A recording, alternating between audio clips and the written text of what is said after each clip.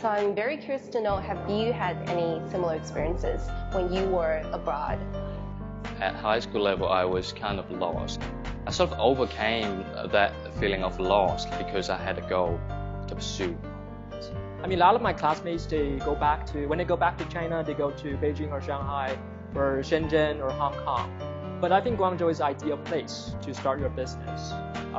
So that's why I choose Guangzhou.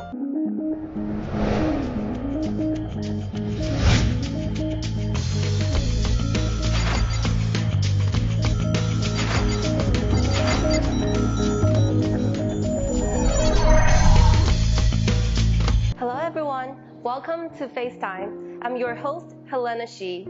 Having studied in China, Canada, and at Columbia University in the US, I always wonder, what is the point of my education? What is the point of studying abroad?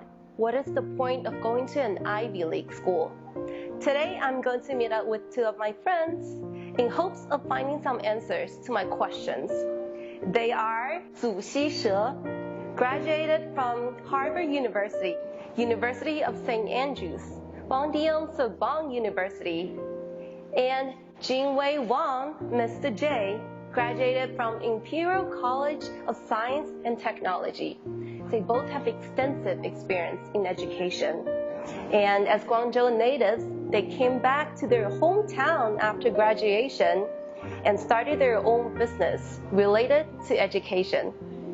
So first of all, we're going to play a little game. There are a lot of stereotypes about Chinese students overseas.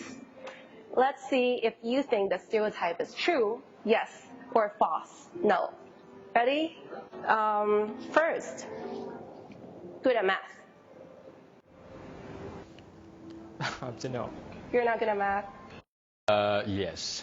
All right, sure. Rich.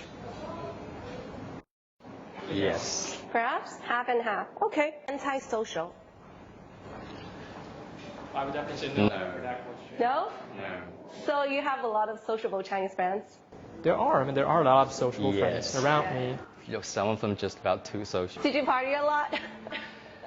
Occasionally, yes. So since you both graduated from some of the most prestigious universities in the world and currently helping students or who want to get into Ivy League schools, there are also some statements from BuzzFeed about Ivy League students. For example, people assume you're much smarter than you are. I would say yes. Yes. So people assume you're much smarter than you are. Yes, for both of you. Okay, I think that's the case with me too, unfortunately. When in reality, you felt pretty smart before college, but it felt like a dumb ass since. I would say no. I always feel like a dumbass. No, I mean, I have a fair evaluation of myself, so I wouldn't really be bothered by other stereotypes. Yes. I think that's the case with me as well. I felt pretty dumb after college. Well, that means you've found the right place to go because that's where the good people are. It's worth it. This is a clip from a video that I made when I was a sophomore in college. I was feeling a deep sense of loss and uncertainty about my future. Millions of unanswered questions glided in and out of my mind. I wanted a passion, a direction, an answer to my questions. I wanted to explore the lives of my peers, if they were going through similar struggles, and if they had figured out what they truly wanted to do in life. As a result, I interviewed many of my friends and recorded our conversations and my personal discoveries. 3个月前的一天，我坐在学校宿舍的窗台上，望着窗外的校园，人来人往，匆匆忙忙。我问自己，在人生的道路上，我是不是也只顾着拼命往前走，而忘记了停一停，想一想，我要走的路究竟是怎样的？上大学前，我一心一意想考上一所好学校，所有的努力都为了这个目标。上了哥伦比亚大学后，我实现了一个目标，可是随着各种新鲜事物和压力接踵而至，却仿佛失去了对未来的方向。人生难道只是为了一所好学校、一家好公司、一个好名声、一栋好房子吗？我开始迷惑。So when I was a sophomore at Columbia, I was lost. We read many books, write many papers, take a lot of classes. but I wasn't sure what I was busy for. At the end, I decided to take a gap year and use the time to find an answer. I traveled, researched, talked to people, and even made videos to record my experience. At the end, I think the time that I took to reflect and rediscover my purpose was one of the most valuable experiences I've ever had. So I'm very curious to know, have you had any similar experiences when you were abroad? About being lost? Yeah. When I first, well, not quite at university level, no. At high school level, I was kind of lost because when I just arrived in New Zealand, the country and the system and the schooling, it was very different from what I used to have. So I wasn't sure whether I should stay in the place or not. And then I just worked harder just to get out of New Zealand, to just leave that place. So hoping that I can go to somewhere else, such as England or UK or Europe, a bigger place. And then I sort of overcame that feeling of lost because I had a goal to pursue. But then, of course, what happened next was another story. But yes, I experienced the feeling of being lost. But I think having a fixed goal, like be determined to pursue it, it's very important. I would love to know, as both of you are currently working in the education industry, how did you find your passion for education among all the different options and interests? For me, well, all of my parents, grandparents, and both my parents are engineers, like civil, electrical. So it seems to me that at first, without much thinking, engineering was the right field to go into, because as a family legacy. So I went into the field of engineering to study, but then, soon before I graduated, I realized it was a good job, it was a good decision to study, but it's perhaps not a life career to follow. And as for education, it was quite simple, because when I looked around and find out to just think of when did I found the easiest moment that I could do a job and I did it best and received the most favorable feedback from my audiences or my people around me. It was education. It was on the stage. It was when telling people, explaining things to people. So I tried to go into education by teaching a few classes, and it went well. And unfortunately, in Guangzhou, I found a company that was very happy to receive me. Well, I would say a lot of people ask me this question because they felt strange because I studied management science when I was in Paris, also international business in St. Andrews, and then education, but that's really later when I was at Harvard. So I guess for me it was passion first. I do have a huge, strong interest in education because I feel this is a very important part of life. And if you can change, you can help other people change the path that they're going to take in like 5 years or 10 years time, that's going to make a huge influence on that person's life. So that's very important for me. If you can lead the person to a sort of right path, or a path that can make the person discover more about the person himself, it would really gives me the sense of satisfaction. And also, I think I agree with Mr. Dre that you have to do something you're really good at. You're better at doing than other people are. I have this vision, I have the entrepreneurship skills that it takes to start a business, and I studied in Europe and also United States, so I feel like I know a little bit better than other people in this industry. So I have the knowledge and then what it takes to start a company, so that's why I'm here into this business.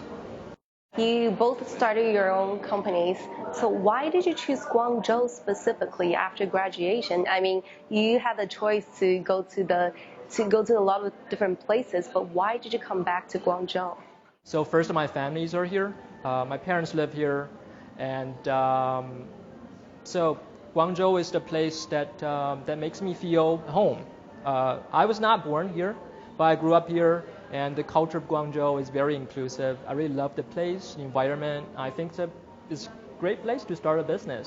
I mean, a lot of my classmates, when they go back to China, they go to Beijing or Shanghai or Shenzhen or Hong Kong.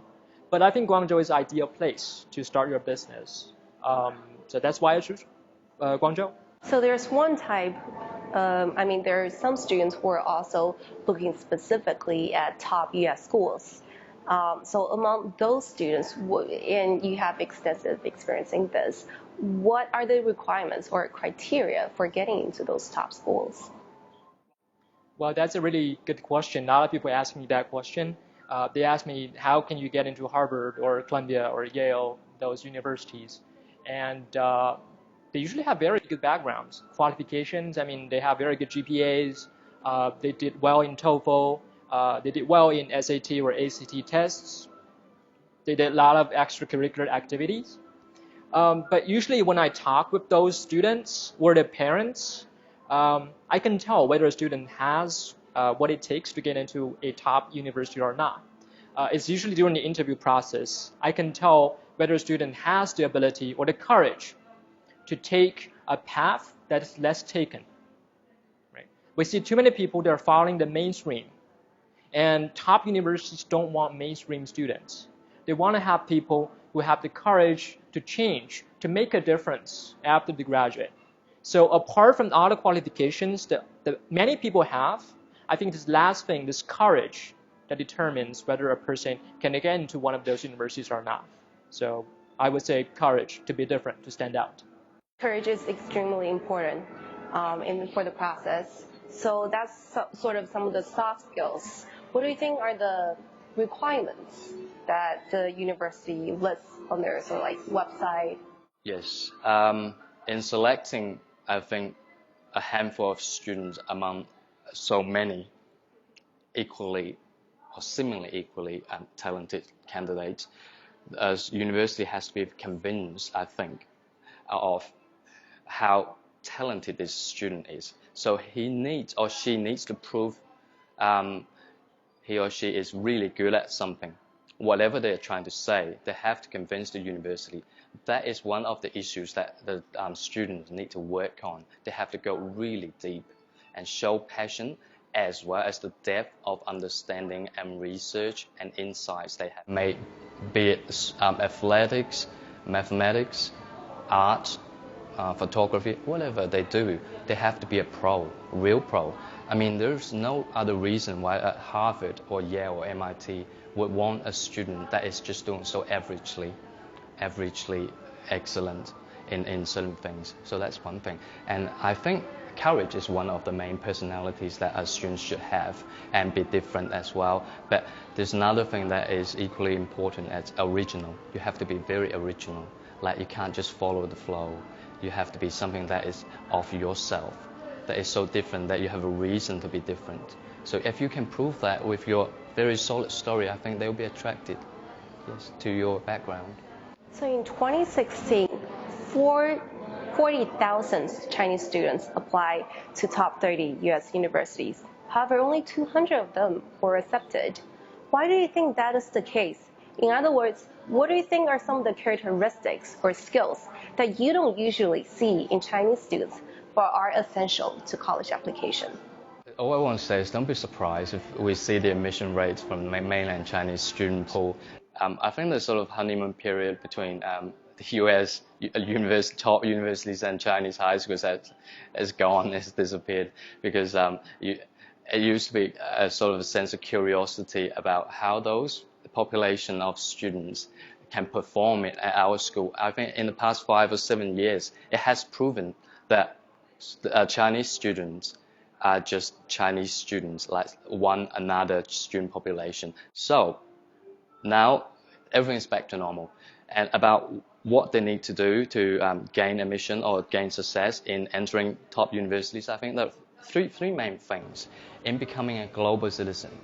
Right? Because what a top university really looking for is not a person that can excel in a certain area, geographic area, in China only, in Asia only. They expect you to excel whenever you be and bring your success throughout the world. So 3 things, skill set, mindset, and personality.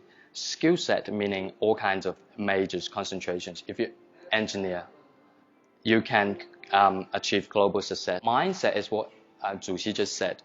Can be many things. Curiosity, courageous, courage. You have courage, and that's good. But you have to do this and push this to perfection and show it I'm just so extremely, exceptionally courageous or curious in something. And the last thing is, and I think is the most important thing for Chinese students to have and display, is personality. Personality have many meanings. I think the most obvious meaning is, are you a popular person? Are you the golden boy in class?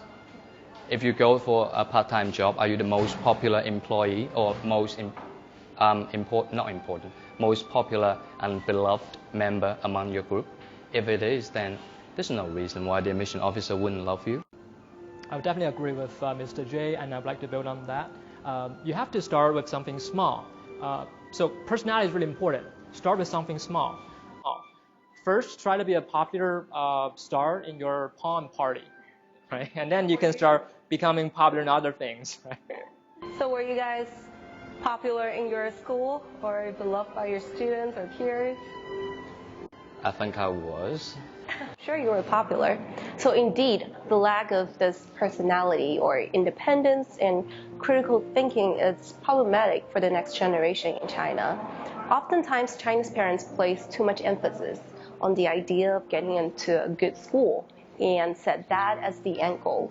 So that's why a lot of students, after they get into college, they kind of feel lost because they don't have a purpose anymore. They're not aware of what they actually want to do in the future. Frankly, this happened to most of us, all of us actually. So how do you think students can develop the skills such as critical thinking, independence, and self-awareness? How do you think parents, teachers, and us as a society can foster an environment to help them achieve their full potential? I think nowadays, in our generation, I think in many generations to come in China, all the international students bear the mark of their family legacy because their parents pay for it, pay for their education. And of course, their parents have a huge say and influence or even control in what and where they go to study. Now, that can be a burden at some extent, but it could be one of the reasons for your motivation. You can simply write in your application essay that I understand I bear this sense of burden that I have to do what I do to please my parents. But I would, under this influence, still strive to maintain my own individuality. And that's a form of transferring your pressure and negative impact into a positive one. And I think that could be part of your cultural attraction to the universities in America. And I think the parents need to allow their children to be a more patient listener and at the same time become a more patient listener themselves by listening to different opinions, accepting challenges, accepting simply people saying no to you, and listen to why people don't like you or say things that's different from what you think it is. And I think that's one of the very necessary habits for Chinese students to get into, to adapt before they can become a critical thinker. Thank you so much for sharing, Mr. J and Zuxi. The conversation with you guys really remind me of a story that American writer David Foster Wallace once told to the graduates of Kenyon College. There are these two young fish swimming along, and they happen to meet an older fish swimming the other way, who nods at them and says, "Morning, boys, how's the water?"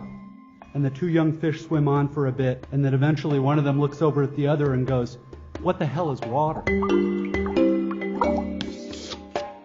The point of the fish story is merely that the most obvious, important realities are often the ones that are hardest to see and talk about.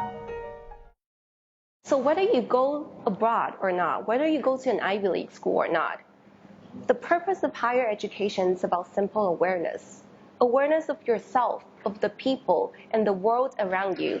As Wallace puts it, we have to keep reminding ourselves over and over, this is water. This is water. And this is the cave. This is the cave too. Thank you so much. Thank you very much. Thank you.